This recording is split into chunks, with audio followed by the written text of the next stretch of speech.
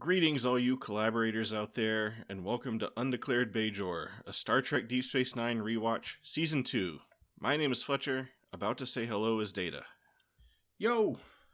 Today we're going to recap, discuss, and rate Season 2, Episode 8, Necessary Evil. Alternate title, DS9 Confidential. A quick note on spoilers, in case our rewatch is your first watch. Expect full spoilers through this episode, of course, and an appropriate minimum of minor spoilers for later in the series, but nothing too big, like when it turns out literal worms live in the wormhole. I mean, they could be worms, you know. True. They would take the form of, like, people that we know, so who knows what they really look like. I was just imagining something like the sandworms, but they're like wormhole worms. Sure, yeah, why not?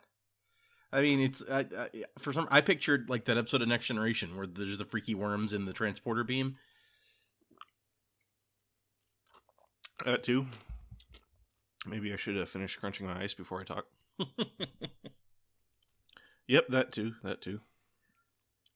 This episode originally aired November 14th, 1993, and it was written by Peter Allen Fields and directed by James L. Conway.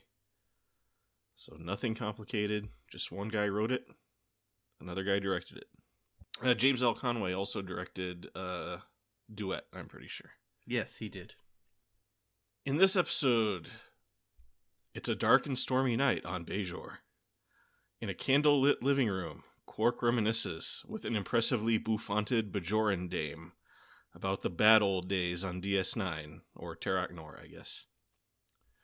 She references the murder of her husband, for which Odo suspected her. Now, years later, she hires Quark to return to the scene of the crime and recover a hidden strongbox. Quark, always up to compromise station security for his personal gain, happily takes the job. Yep. I mean, to be fair, like, how much are you compromising station security by, like, going into a place and taking a box that's been in there for years without anyone knowing or caring? True, and I was never really clear what this place is supposed to be now.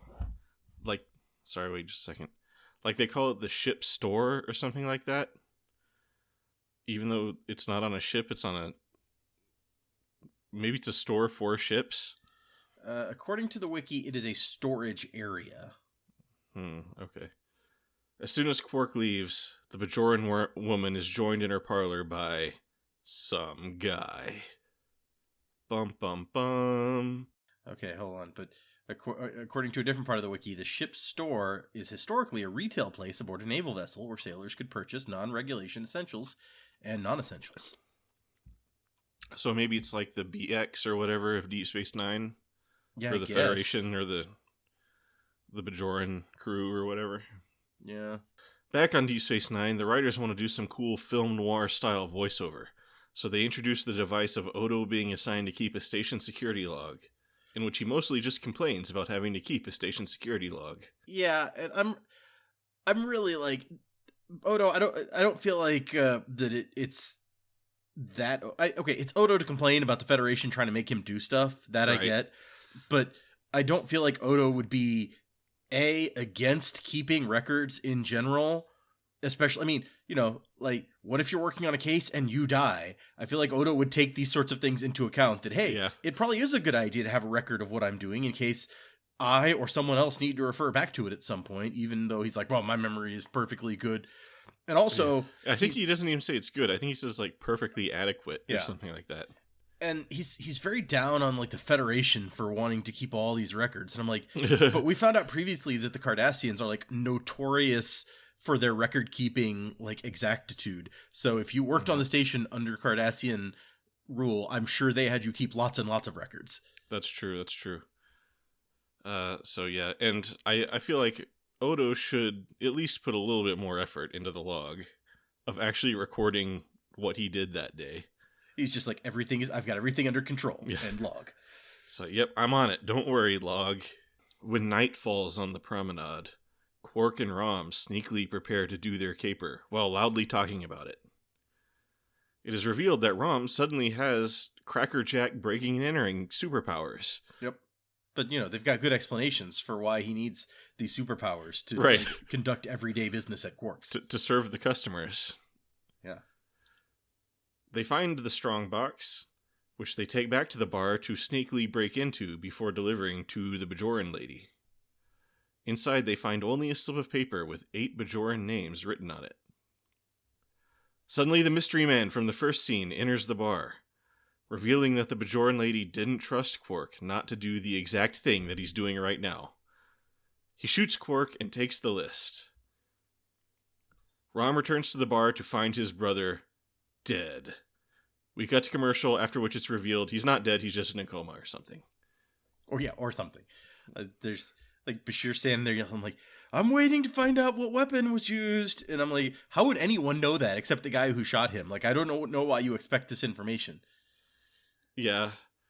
And then Odo, makes a guess, and Bashir's like, okay, yeah, that sounds right. So We'll go it with didn't that. set off the weapons detector, so I guess it would have to be this thing. Bashir's like, oh yeah, okay. That makes sense. A weapon widely known not to set off the weapons detectors, I suppose, which seems like a bad thing. I just think it's the stupidest trick ever. Because, sometimes they'll, have a character die, and then there will be, a clever plot device to bring them back to life or something after the commercial. But this time, they just said he was dead, and then after the commercial, they were just like, nah, he's not. Well, I mean, it's very Rom to just True. immediately jump to the worst possible conclusion. But We should not take Rom's word for it. This is a good point. at the same time, I'm like, this guy clearly intended to kill him. He was at close range with his weapon. I feel like it would have been...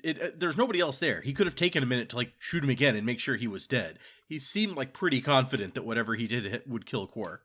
And apparently not. Maybe, maybe it's one of those Ferengi brain things. True. Ferengi immune system. He's immune to getting shot.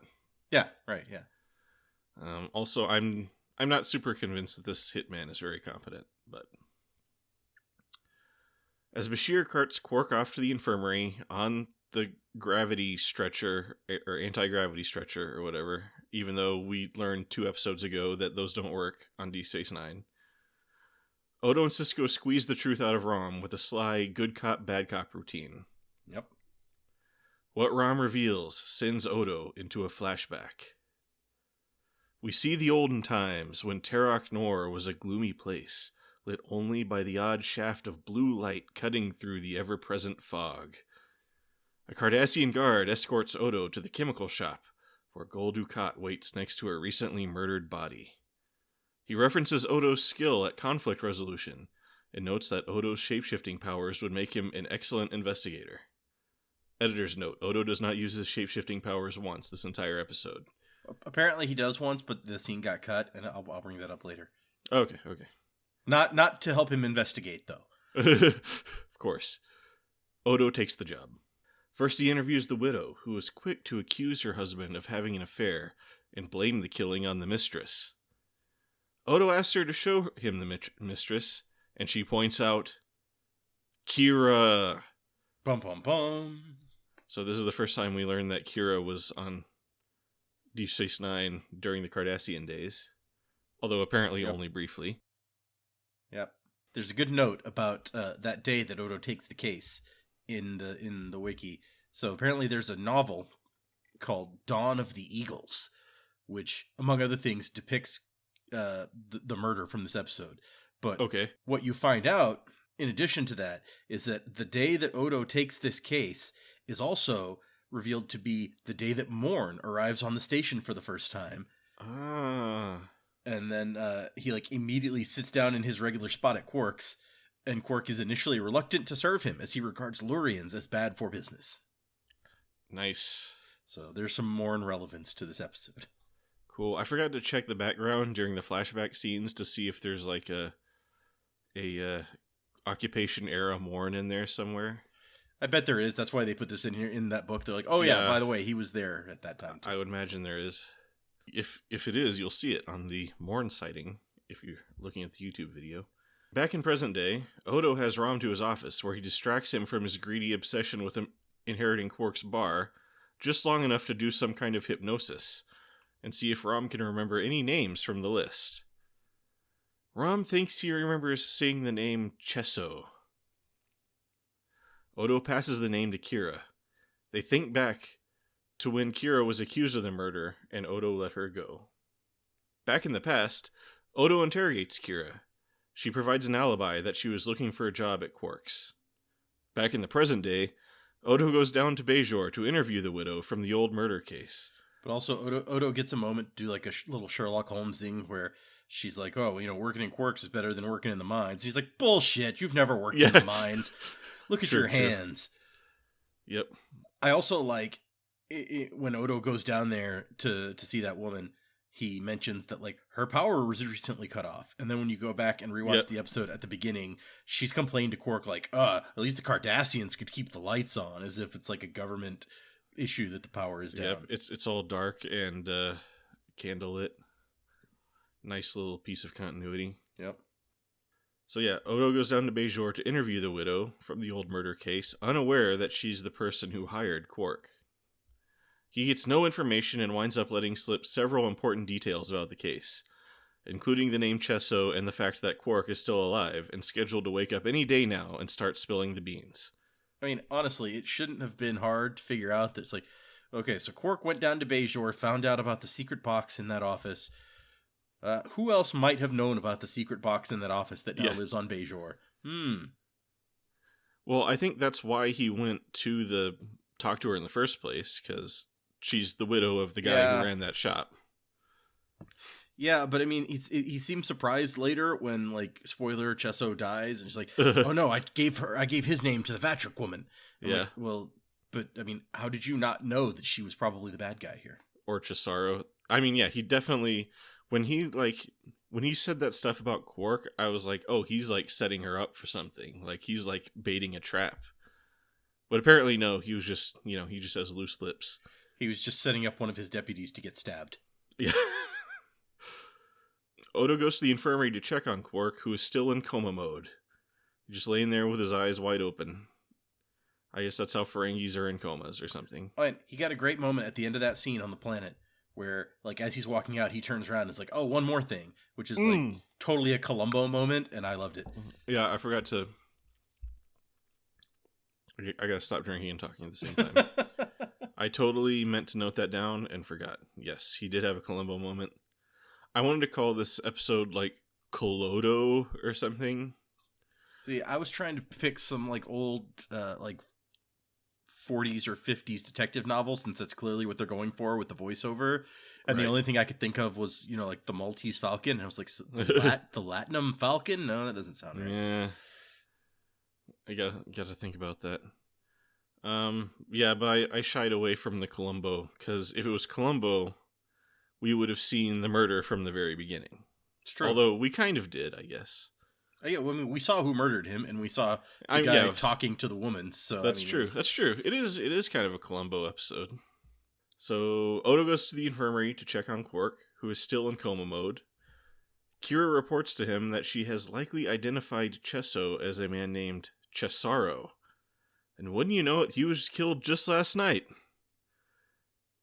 Odo immediately realizes that the widow must have heard the name and come to the same conclusion Kira did, and tied Cesaro off as a loose end. Odo has a round-the-clock watch placed on Quark in case she tries the same thing with him. He asks Kira to get to the widow's phone records and have somebody ready to pull bank records. Back in the past, Odo checks with Quark on Kira's alibi. Quark confirms that at the time of the murder, he was taking disgusting sexual advantage of Kira, as he presumably likes to do with all poor, desperate people seeking employment at his bar. I mean, it's in the contract, so... Odo is not fooled, as he knows Kira to have a strong no-trading-her-body policy. She made that quite clear. Yeah, she was very specific and clear about that. In present day, Sisko and Dax, whom the writers just remembered hasn't been in this episode yet, are enjoying a drink when Odo shows up to expo dump his findings. The 8 people on the list were all Bajorans who collaborated with the Cardassians and are now being blackmailed by the widow. The man who shot Quark listens from a nearby table. Odo reminisces in voiceover about justice and what it means or something. Then flashes back again. He interrogates Kira about her bad alibi, and she provides a new alibi that she was busy sabotaging the station at the time of the murder. Dukat comes in and asks if Kira is the killer, but Odo says no and lets her go. In the infirmary in the present day, the killer comes in and neutralizes the guard with the old knife in the flowers trick. Yeah, I'm like, they need to train these guys better. It's like, I am specifically here to protect someone from someone coming to murder him, and random stranger walks in and, like, gets unusually close to me and tries to give me these flowers to give to Quark, and I'm just like, oh yeah, of course, friendly flower delivering guy. Like, that is extremely suspicious in many, many ways, and this guy does not take a second thought and then get stabbed for his trouble. He's not Odo's top man, for sure. Apparently not. Which, you know, Odo, it may not be all that invested in keeping Quark alive, so he's like, you know, give good old Jimmy the job. He's like the crappiest constable we have. The killer is quickly foiled when Rom comes in and starts screaming like a little girl. Foiled in his very classic attempt of pillow over the face murder. Can't just reuse that knife. Gotta, like, what does he think is gonna happen? Like, he's gonna do the pillow over the face, and they're gonna find Quark dead and not consider it connected to the guy who got stabbed? Well, and he seems to, like, fiddle with the stuff, I guess maybe to turn off the monitors so that as Quark dies, like, alarms don't start going off. And first off, it's really convenient there's this big fluffy pillow, like, right there.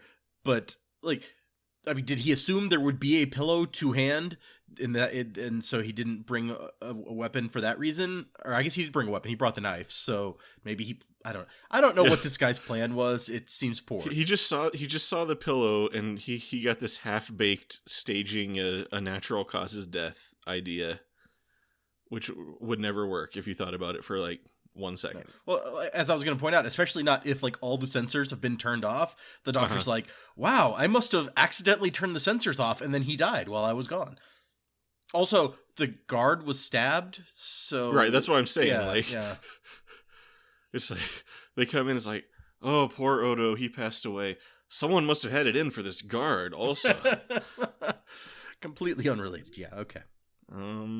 So Rom continues screaming like a little girl once he realizes he accidentally saved Quark's life. And will, I guess, continue to live under his brother's thumb. Yep, Odo shows up very quickly when the screaming starts, which I think it's been established that Odo's office is not really that far from the infirmary. So it's a really bold move at all to walk in here and be like, I'm going to commit a murder right in the middle of the promenade, basically. And then of course, I guess Quark's is right off the promenade too, but... Yeah. And then Quark does a little coma smile. Yep, the classic coma smile. I don't know what that's even supposed to imply. Like, he's so pleased at his brother's distress that it pleases him even in the coma. Or are we supposed to gather that he's, like, faking the coma? Or... Oh, according to the wiki, Quark has just regained consciousness and gives a small but triumphant smile. So I guess that's letting us know that Quark is awake now. Oh, okay. That near suffocation will do that for you. It knocks you right back into consciousness. Because, I was gonna say, like, we're left to assume that Quark will remain in this coma for the rest of the series. At the end of this episode, that was not made clear at all. But Odo arrests the killer and the widow, who shows up on the station soon afterwards in a snazzy headdress, straight out of The Great Gatsby. See, in my mind, it was like, did you borrow that from Walks on a Troy? That seems like the kind of thing she did. But you make a good point about The Great Gatsby. They seem like they would be friends, except for... Yeah, maybe.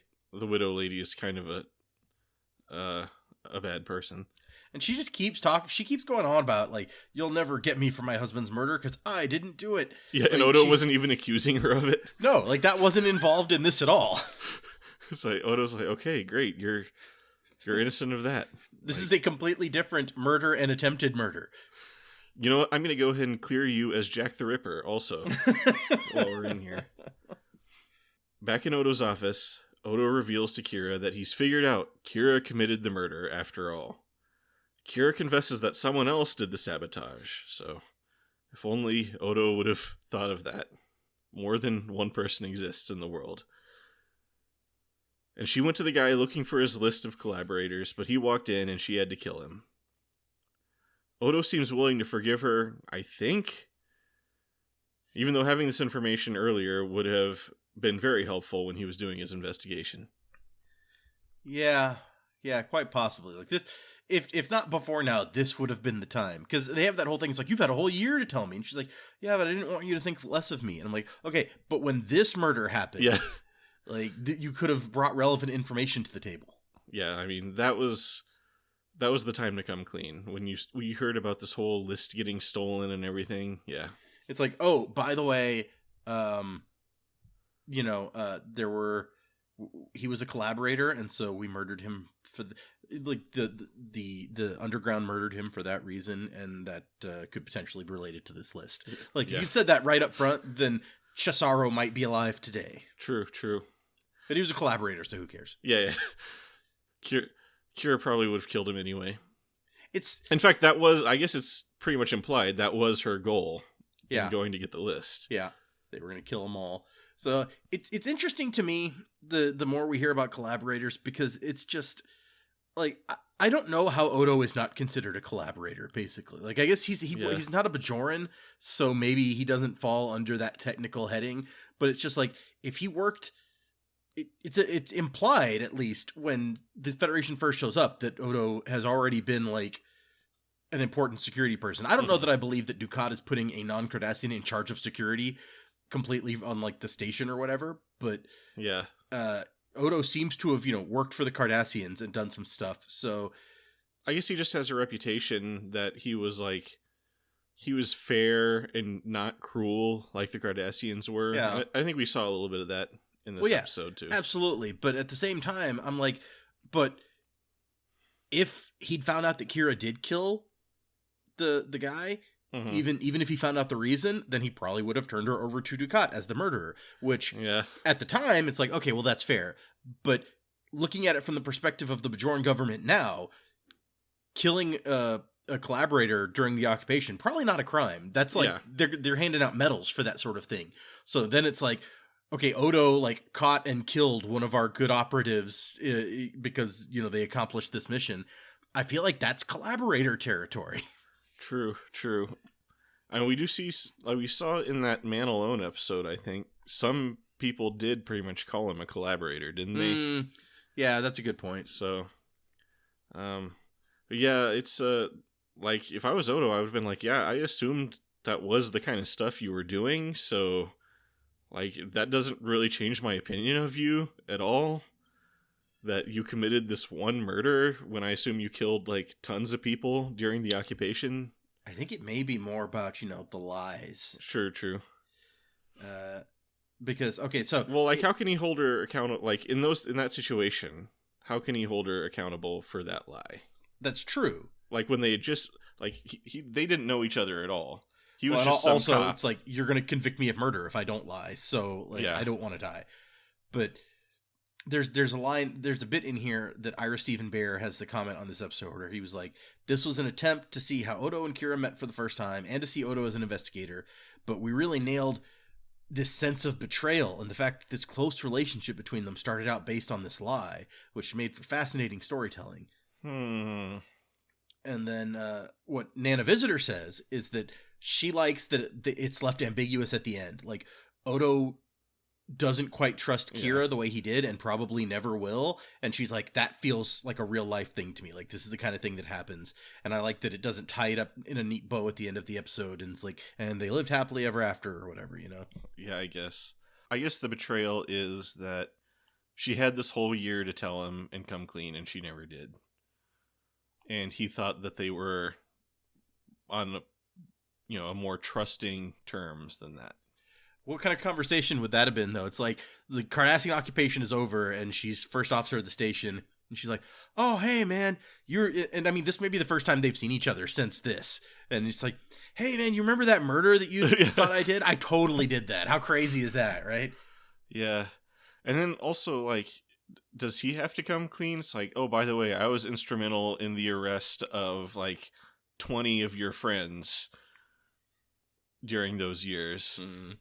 So, I would just assumed. I mean, obviously, like, I guess if this is the foundation of their relationship or whatever, it's kind of a betrayal. But I would have just assumed, hey, it's like, hey, I did stuff that was unpleasant. You did stuff that was unpleasant back in those days. Yeah. Let's just not dig into that. The Cardassian occupation was not fun for anybody, so... Yeah. Maybe that's where the title Necessary Evil comes from. Well, I assumed that the necessary evil was, like, the murder of the collaborator. Yeah. It's like, it's a bad thing, but it makes sense, and it's, like, what they would have to do under the circumstances. Except, like, she wasn't even there to murder the collaborator. That's true. He just stumbled in, and she had to kill him to cover her tracks. Although, you have to assume he was going to get murdered at some point. Or... yeah, I don't know. Because apparently he was, like, in contact with Dukat. Like, he was, yeah, he was like the go-between for Dukat and all of this, like, network of collaborators is what they say at the end. So maybe they had some plans to, like, leverage him against Dukat or something like that. You never know. Yeah, so this is a weird episode to me. Because it's like, I like almost every aspect of it in concept. Yeah. But I feel like the overall execution is just okay. Like, I kind of like the idea of turning Odo into a hard-boiled detective. Yeah. I like and I like the fact that it's tied in with, like, the lore and backstory and history of the series. So it's kind of a standalone, but it's also not really that much a standalone. But I don't know. I was just watching it, I was like, this is pretty good, but it's not blowing me away like I would expect this whole concept to. I think I would tend to agree with you that a lot of the concept here I like, but it feels overall like, it was okay. I personally, the flashback episodes are not generally my favorites. Like, sure. I'm like, I don't really care that much about what happened during the occupation, to be honest. Yeah, this is our first, like, flashback to the occupation. I think, right? Will there be more? Who knows? Our first and possibly last. Yeah. And I feel it's like there's the element of, like, historical cosplay where we see what Odo's civilian clothes or fake shape-shifted skin to look like clothes looks like, and we see Kira with long hair. Dukat looks pretty much the same. Yeah, he does. Odo's entire status during the occupation is strange to me, because we know that the Bajoran people are basically slave labor for the most part to the Cardassians, but, like, Odo was a discovery, and a Bajoran scientist, like, studies him, and then he becomes, sentient or whatever, and then apparently he just leaves and has the freedom to go. I don't know where he can go or why he can go places, or if other people could go places. Like, the restrictions on Bajorans in particular, but also Odo, since he's not technically a Bajoran, but is, like, is on the planet, is not a Cardassian. So I don't know. I guess just people don't know what to do with him. Because, like, okay, Odo escapes from your lab. What are you gonna do? Like, he's a shapeshifter. Like, you're never gonna catch him if he doesn't want to get caught. Well, apparently what he does is, like, go to Terok Nor and hang out there doing... I'm not sure what work he was doing there, either. Yeah. Other than, like, being an arbiter for people when they had issues, but... that should be a novel, is how Odo got out of the lab to Terok Nor. Yeah, that's a story that I want to know some about. Maybe there is one. I don't know. There's some... Yeah. Every episode seems to have a novel attached to it, so it wouldn't surprise me. But... In reference to Odo's shapeshifting, there is a deleted scene in the episode that got cut out during editing, where Michael Piller is like, "Oh, my biggest regret is that we, like, removed that one scene. It would have made this show better." So basically, Odo has just talked to Kira for the first time. I think for the first time, maybe the second time, whatever. Okay. And he's going to see, like, the widow, Mm-hmm. But as he approaches the widow's quarters, he sees Gul Dukat coming out of her room and like kissing her goodbye. Oh. And as Gul Dukat walks away, you go back around the corner where Odo was hiding, and there's now like a crooked picture hanging on the wall, which Dukat then straightens and walks on. And Odo like then transforms from the picture to Odo and goes to talk to her. And so Nice. It's like dangling this red herring that maybe Dukat was involved in the murder because, he was after the guy's wife. Yeah. That would have been cool. One thing I was kind of thinking, and I don't know how much I really believe this, but the episode is so kind of like dense with ideas that it might have been good to kind of stretch it out into a two-parter. But I don't know if maybe that would have worked, maybe not. I mean, it didn't really feel rushed. I felt like actually it was kind of paced pretty well for the time limits and stuff like that. I agree. I think it was actually paced pretty well, yeah. Another thing we were just talking about was we get more hints at Odo's backstory in the lab, where he was kind of a sideshow attraction almost to entertain the various people. So I did like that stuff.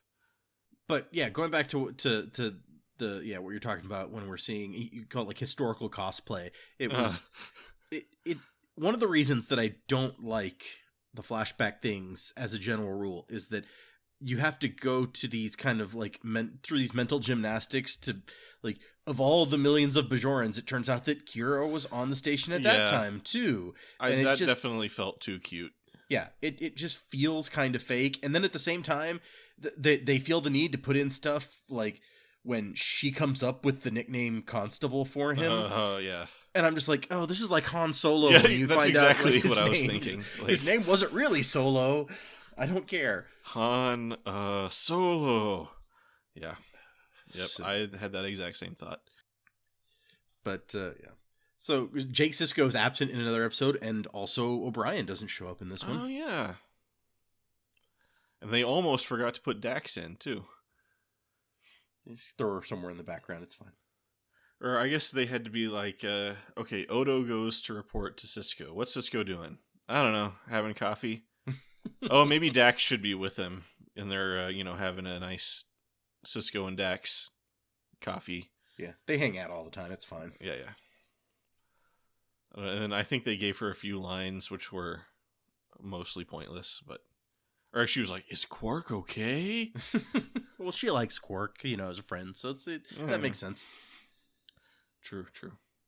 Oh, there's another quote on here about that deleted scene. Apparently, Mark Alamo was also very unhappy that they cut his kissing scene, and he's just like, was he just like, I nailed it? He's like, we had this great scene and they cut it. I guess they didn't want Dukat looking soft or something. And the source of this quote is from an article in Star Trek Communicator, issue 111, entitled "Mark Alamo, the Unlikely Sex Symbol." Nice. So, yeah, that's... I think the last episode of Best of the Worst featured a movie with Mark Alamo in it. Huh. And I know you don't watch a lot of Red Letter Media, but it's like two of the guys are big Star Trek fans, and one of the guys just could not care less about Star Trek. And so, they kept calling him Gul Dukat, and then I think the guy who doesn't like Star Trek was editing that episode, and he put a caption that was like, I think this is a Star Trek reference or something. It was pretty funny. Yeah, that's good. So I agree. And I mean, I guess going back, let's move into ratings or so. Okay, so we're starting ratings. You want to go first? Yeah, I agree with you that it feels like an okay episode. Judging from everything in the wiki, the people who made this episode feel like it is top drawer. This is one of the best episodes of Deep Space Nine. There's a lot of comparisons to Duet, and not just the fact that the same guy directed both of them, but they're it's this one and Duet from the first season are the top drawer best episodes that we've done.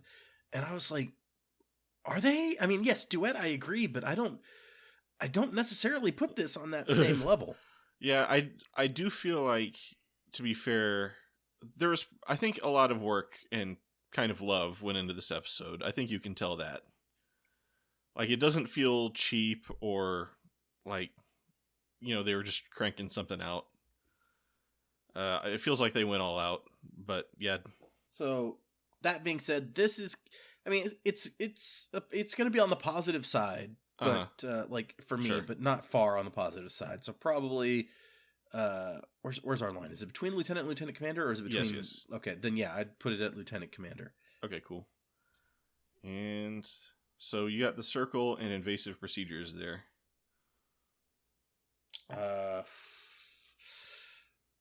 It's definitely below the circle for me, but the question is invasive procedures. Like which? Let me think.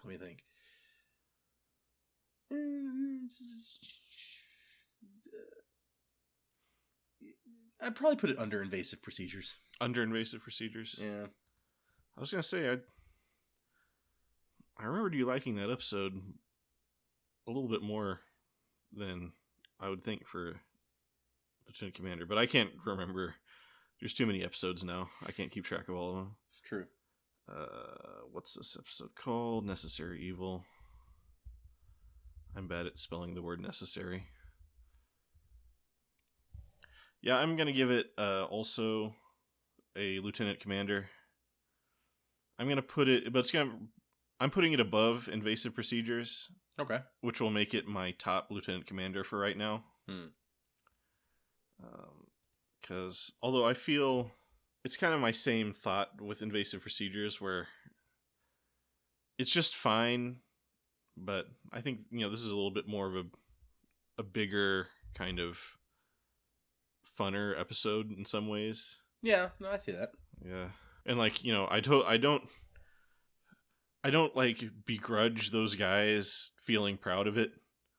Like if they'd said like the storyteller was their top tier, true. I'd be like, get out. But yeah, no, you're totally allowed to feel proud of that. I just feel it's just it needs a little bit of, there's a little bit of spice missing from it. I don't know what it is. I also like, this is a totally random note, but the dramatic hairstyle change of the widow between she went to the salon after getting some money. Yeah, I guess. Although her hair looked pretty fancy back then too. It's true, it did. That's a good point. I was like, if you're doing a flashback with like a brand new guest character, do you really want to like change them from like a blonde to a brunette when you're doing a flashback? Because I was like, is that even the same person? Yeah, no, that's a good point. Just wanted to bring that up at some point during this review.